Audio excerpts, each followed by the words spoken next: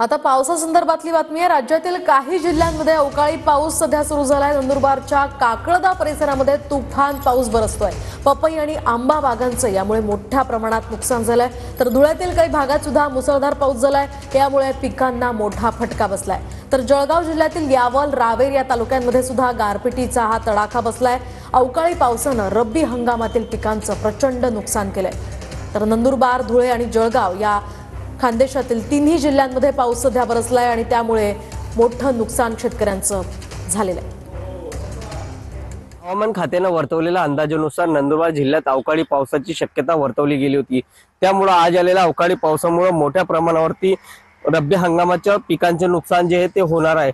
नुकताच लागवड केलेल्या क्षेत्रासोबतच आंबा आणि पपई पिकाचे देखील मोठं नुकसान जे आहे ते यात होणार असल्याची शक्यता जी आहे ती वर्तवण्यात आलेली आहे। नंदुरबार जिल्ह्यामध्ये आणखीन 2 दिवस ढगाळ वातावरण आणि हलक्या स्वरूपाच्या पावसाची शक्यता जी आहे ती हवामान खात्याकडून वर्तवण्यात आलेली आहे। नंदुरबार जिल्ह्यामधील जवळपास 100% पेरण्या ज्या आहेत त्या पूर्ण झालेल्या आहेत। त्यातच आलेल्या अवकाळी पावसामुळे मोठं नुकसान जे आहे ते शेतकऱ्यांचे होणार आहे। त्यामुळे या शेतकऱ्यांच्या झालेल्या नुकसानातून 2 हात करत शेतकरी राजा बाहेर कसं पडणार असा प्रश्न आता उपस्थित केला गेलेला आहे। जितेंद्र पैसाने, टीव्ही 9 मराठी, नंदुरबार।